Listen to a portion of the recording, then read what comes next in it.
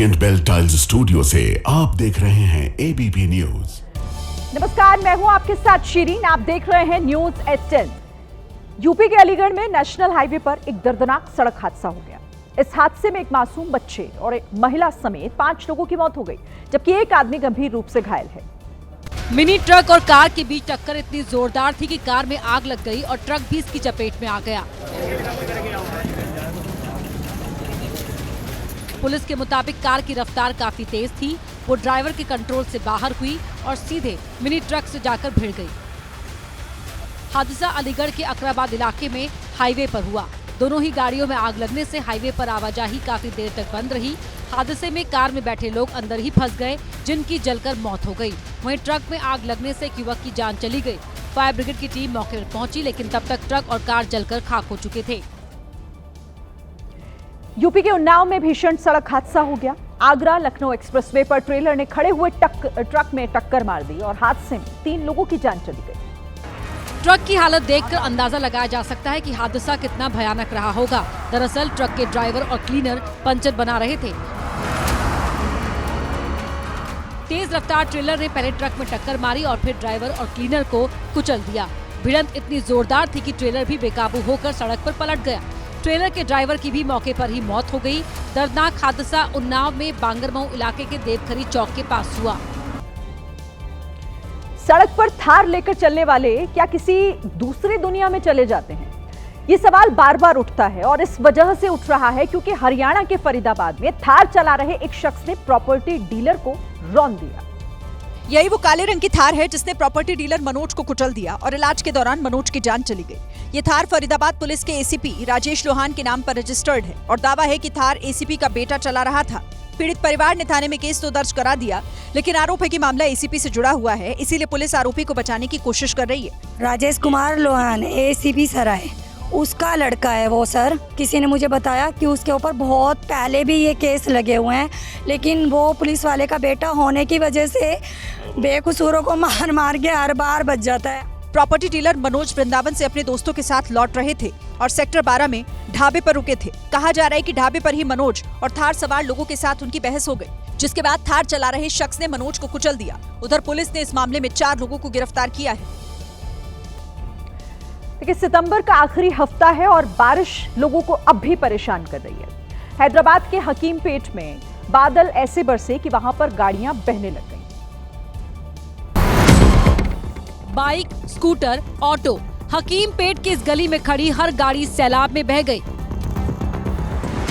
सैलाब में बह रहा ऑटो गली किनारे बिजली के खंभे से टकराया, जिसके बाद वहां चिंगारी देखी गई। पानी का फ्लो इतना तेज था कि उसने वैन को भी नहीं छोड़ा। ये तो गनीमत रही कि सकरी गली में वैन अटक गई, वरना ये अभी कुछ और दूर बहती। एक दूसरे वीडियो में दीवार के पीछे से सैलाब बहता हुआ दिखाई दिया। 2 पहिया गाड़ी में आया शख्स खतरनाक पानी के बीच फंस गया था। जब तक पानी का फ्लो कम नहीं हुआ, वो वहीं खड़ा रहा। महाराष्ट्र के नाला सोपारा में समंदर की लहरों के बीच पर्यटकों की गाड़ी फंस गई। यहाँ कुदरत ने नहीं बल्कि इंसानों ने ही अपने लिए मुसीबत खड़ी की हुई थी। नाला सोपारा के कलम्ब बीच में समंदर के पानी के बिल्कुल करीब एक पर्यटक अपनी कार लेकर चला गया। होना वही था जो सामने दिख रहा है। समंदर किनारे मौजूद रेत में कार के पहिए फंसे, फिर समंदर की लहरें उस कार को अपनी ओर खींच ले गई। अब समंदर किनारे फंसी कार को निकालने के लिए आसपास के लोगों ने मुहिम छेड़ी। रस्सी से बांधकर कार को और दूर जाने से रोका। बाद में ट्रैक्टर की मदद से कार निकाली गई। यूपी के मुजफ्फरनगर में अपनी प्रेमिका को पाने के लिए एक युवक हाई टेंशन बिजली के टावर पर चढ़ गया। प्रेमिका की शादी कहीं और तय होने से नाराज होकर इस युवक ने ये कदम उठाया और हाई टेंशन बिजली के टावर पर चढ़कर जान देने की धमकी देने लगा, जिसकी जानकारी मिलते ही वहां अफरा तफरी मच गई। लोग भागे भागे मौके पर पहुंचे और उससे नीचे आने की गुजारिश करने लगे। अरे यहाँ नीचे को आ, नीचे उतर, मिलवा देंगे, चल यहाँ। उसके घर वालों का रो रो कर बुरा हाल हो गया। कुछ देर बाद पुलिस भी मौके पर पहुंची, लेकिन वो युवक नीचे उतरने को तैयार ही नहीं था। लोग कह रहे हैं आजा भाई, भाई ज्यादा बढ़िया है, आजा नीचे को आ। बताया गया कि युवक अर्जुन का गांव की ही एक लड़की से प्रेम प्रसंग चल रहा था, लेकिन लड़की की शादी कहीं और तय कर दी गई, जिससे नाराज होकर वो इस टावर पर चढ़ गया। नीचे को आ। कुछ देर बाद उसकी प्रेमिका भी वहां पहुंची और उससे नीचे आने के लिए कहा। काफी मशक्कत के बाद युवक टावर से नीचे उतरा। उत्तर प्रदेश के मेरठ से आज एक दिल दहला देने वाली तस्वीर सामने आई। एक युवक ने कमिश्नर कार्यालय में पुलिस के सामने आत्महत्या करने की कोशिश की। युवक ने पहले बोतल से खुद पर पेट्रोल डाल दिया और आग लगाने के लिए भागा। वो तो भला हो पुलिस कर्मियों का जिन्होंने युवक को पकड़ लिया और उसकी जान बचाई।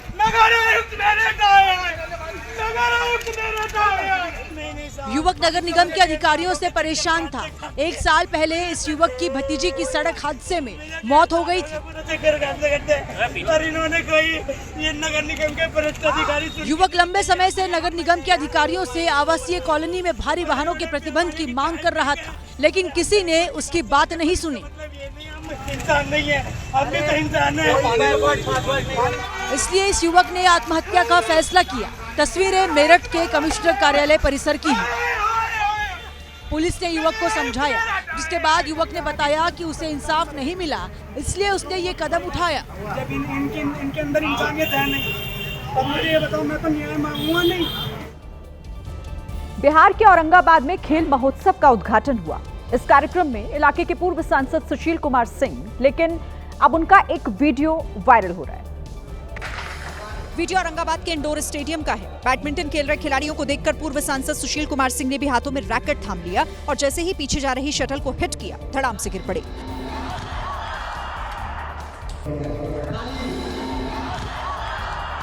पूर्व सांसद जैसे ही जमीन पर गिरे, तुरंत वहां मौजूद सुरक्षा कर्मियों ने उन्हें सहारा देकर ऊपर उठाया। इसके बाद पूर्व सांसद ने रैकेट छोड़ा और दोबारा राजनीति की गलियों में निकल पड़े, क्योंकि खिलाड़ी तो नेता बन जाते हैं, लेकिन नेता का खिलाड़ी बनना बहुत मुश्किल होता है।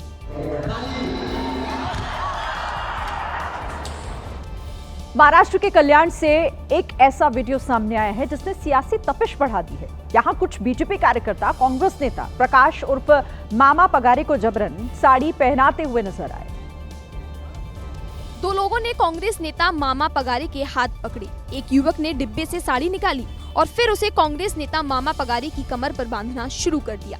इस दौरान कांग्रेस नेता मामा पगारे लगातार ऐसा न करने के लिए कहते रहे, लेकिन वो नहीं माने। पहले कमर पर साड़ी बांधी, फिर साड़ी के पल्लू सिर पर डालकर वीडियो बनाया। साड़ी बांधने वाले युवकों ने खुद को बीजेपी कार्यकर्ता बताया और आरोप लगाया कि मामा पगारे ने पीएम मोदी का साड़ी पहने फोटो वायरल किया था। इसके जवाब में उन्होंने मामा पगारे को साड़ी पहनाई। वही इस घटना को कांग्रेस ने निंदनीय करार दिया। डोंबिवली की घटना बहुत ही घिनौनी घटना है। उनके साथ एक अभद्र व्यवहार किया है, तो हम इसकी कड़ी शब्दों में इसकी निंदा करते हैं। कांग्रेस ने इस मामले में तुरंत पुलिस केस दर्ज कर कार्रवाई की मांग की है। देखिए, कुछ नेता ऐसे होते हैं कि जब वो झूठ बोलते हैं तो झूठ भी उनकी बातों को सुनकर शर्मा जाते हैं। एक ऐसे ही नेता है रवि किशन, जिन्होंने एक ऐसा झूठ बोला कि लोग अब उन पर हंस रहे हैं। जहाँ 3000 का जैकेट था वो 1600 रुपए में हो गया। साड़ी हो, लहंगा हो, चुनरी हो या त्योहार की सारी वस्तुएं हो, शैम्पू हो, टेलीविजन हो, फ्रिज हो, वॉशिंग मशीन हो, सब पर 50% से ज्यादा असर आ गया। इतना बढ़िया सौगात, इतनी अद्भुत सौगात मोदी जी ने त्योहारों पे 140 करोड़ की, वो कोई जो वोट नहीं देता है उसको भी ये सौगात है।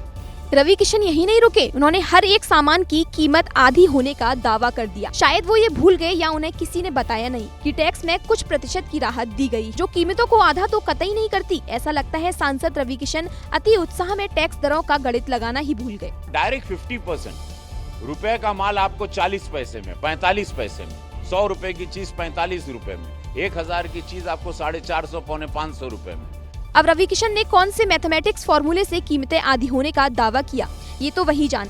लेकिन उनके इस बयान को अखिलेश यादव ने लपक लिया। एक्स पोस्ट में अखिलेश यादव ने रवि किशन को अज्ञानी करार दिया और लिखा, बीजेपी वाले मुंह पर झूठ बोलने का ब्रह्मांड रिकॉर्ड बना रहे हैं। कुछ ऐसा ही पोस्ट कांग्रेस प्रवक्ता सुप्रिया श्रीनेत ने किया। उन्होंने भी रवि किशन के जीएसटी ज्ञान पर सवाल उठाया। बिहार में वोट चोरी पर संग्राम के बीच अडानी के नाम पर भी सियासत करवट लेने लगी है। आज पटना में कांग्रेस ने जोरदार प्रदर्शन किया और नीतीश सरकार पर अडानी समूह को मुफ्त में जमीन देने का आरोप लगाया। हाथ में वोट चोरी और अडानी को जमीन देने के विरोध वाले पोस्टर लिए दर्जनों की संख्या में युवा कांग्रेस के कार्यकर्ताओं ने सदाकत आश्रम से राजेंद्र बाबू समाधि स्थल की ओर मार्च किया। हालांकि पुलिस ने राजपुर पुल के पास मार्च को रोक लिया, जिस पर धक्का मुक्की के हालात बन गए।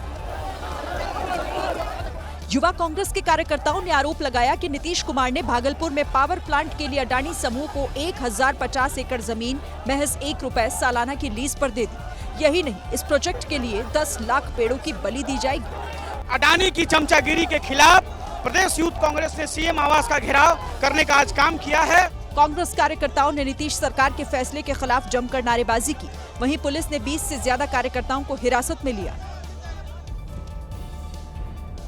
23 महीने तक सीतापुर की जेल में बंद रहने के बाद समाजवादी पार्टी के नेता आजम खान आज रिहा हो गए। आजम का स्वागत करने के लिए जेल के बाहर बड़ी संख्या में उनके समर्थक वहां मौजूद थे। आंखों पर वही काला चश्मा, बदन पर सफेद कुर्ते के साथ काले रंग की सदरी और चेहरे पर वही जोश जो यूपी के सबसे बड़े मुस्लिम चेहरे यानी आजम खान की पहचान है। आजम खान को रिसीव करने के लिए उनके बेटे अदीब सीतापुर जेल पहुंचे थे। इस दौरान सीतापुर जेल के बाहर समर्थकों की भारी तादाद थी जिन्हें हटाया गया। साथ ही ऐसी कई गाड़ियों का भी चालान काटा जो जेल के आसपास खड़ी थी। आजम खान फरवरी 2020 में पहली बार गिरफ्तार हुए थे, तब वो 27 महीने जेल में रहे थे और 2022 में जमानत पर बाहर निकले। उसके बाद 2023 में दोबारा उनकी गिरफ्तारी हुई और 23 महीने सीतापुर जेल में रहने के बाद उन्हें कोर्ट से जमानत मिली। बड़ी बात तो यह है कि आजम खान पर 100 से ज्यादा मुकदमे दर्ज हैं, जिनमें से कुछ मामलों का ही निपटारा हुआ है। ऐसे में सवाल है कि आजम इस बार कितने दिनों तक जेल से बाहर रहेंगे। एक वक्त था जब उत्तर प्रदेश की राजनीति में आजम खान की तूती बोलती थी, लेकिन 2017 में जब यूपी में बीजेपी की सरकार आई तो आजम खान के बुरे दिन शुरू हो गए। विरोधी इसे सियासी प्रतिशोध बताते हैं। आजम खान की रिहाई के करीब 2 घंटे बाद अखिलेश यादव ने सोशल मीडिया पर लंबा चौड़ा पोस्ट किया, जिसमें उन्होंने खुशी भी जताई और आजम खान को सामाजिक सौहार्द का प्रतीक भी बताया। अखिलेश यादव ने यह भी ऐलान कर दिया कि जब यूपी में उनकी सरकार बनेगी तो झूठे मुकदमों को साफ किया जाएगा। समाजवादी सरकार बनने पर जितने भी झूठे मुकदमे लगे हैं आदरणीय मोहम्मद आजम खान साहब पर, वो सब वापस लेने का काम सरकार में होगा। समाजवादी पार्टी की सरकार कब आएगी ये तो नहीं पता, लेकिन आजम खान के खिलाफ मुकदमों की बौछार करने वाले रामपुर से बीजेपी के विधायक आकाश सक्सेना ने एक बार फिर आजम खान के बुरे दिनों की भविष्यवाणी की है। बेल मिली है, भरी नहीं हुए हैं, तो पैरवी है वो बहुत मजबूती से पहले भी चल रही थी और आगे बहुत मजबूती से चलेगी। आजम खान पर जो मुकदमे दर्ज हैं उनमें सिर्फ 12 पर ही अब तक फैसला हुआ है, जिनमें 8 में वो बरी हुए और 4 में उन्हें सजा हुई। ऐसे में आजम का भविष्य क्या होगा ये कोर्ट पर ही निर्भर करता है। आजम खान समाजवादी पार्टी के बड़े नेता हैं, लेकिन क्या भविष्य में भी वो समाजवादी पार्टी के ही नेता रहेंगे? इसे लेकर चर्चा तेज हो गई है, क्योंकि कहा जा रहा है कि आजम खान कोई बड़ा फैसला ले सकते हैं।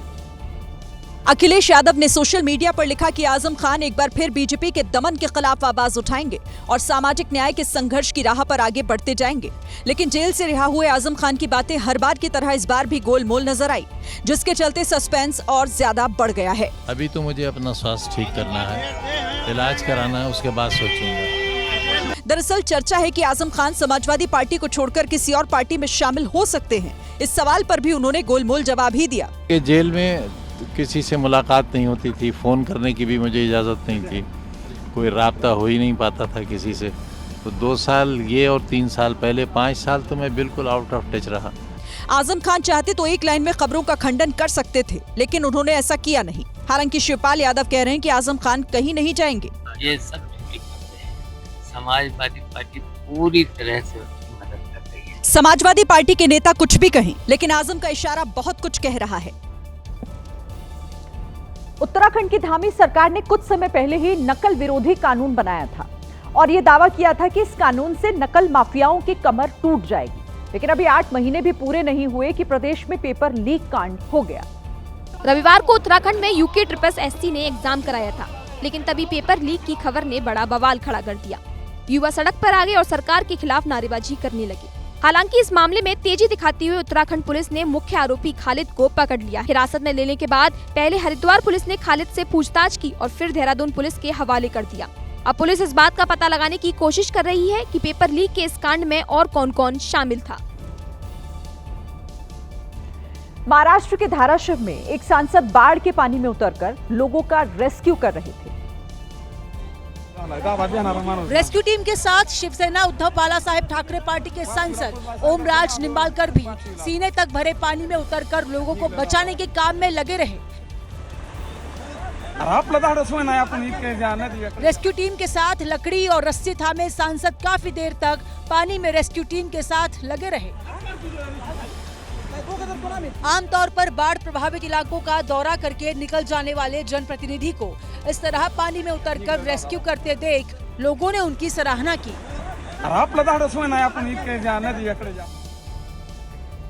तेलंगाना का खम्मम शहर इस वक्त चोरों के आतंक से दहशत में है, जहां की वाईएसआर कॉलोनी में चोरों ने एक ही रात में कई घरों में धावा बोल दिया और लाखों के गहने और कैश चुरा लिए।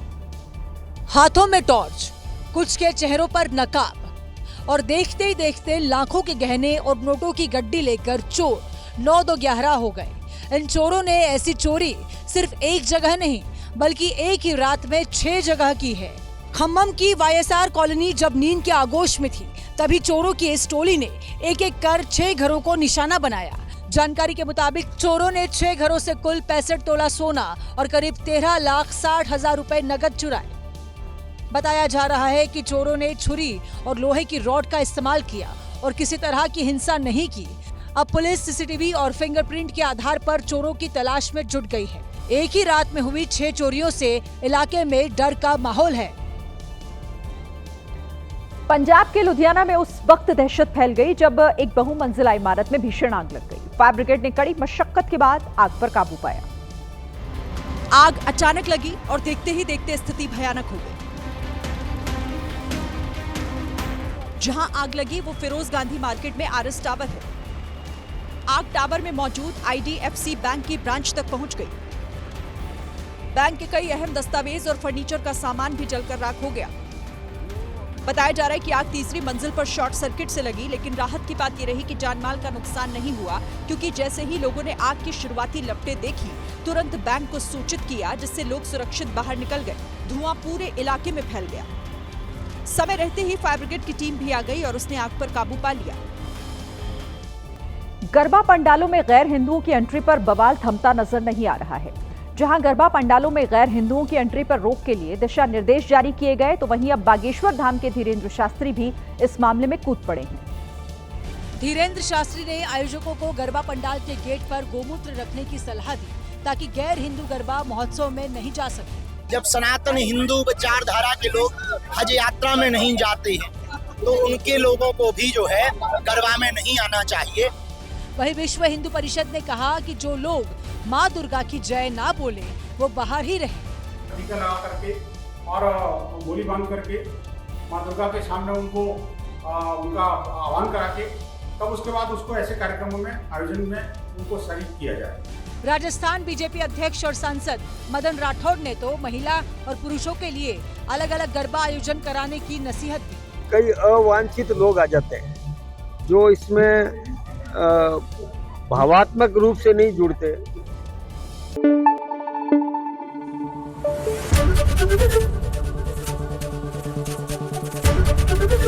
ABP न्यूज आपको रखे आगे।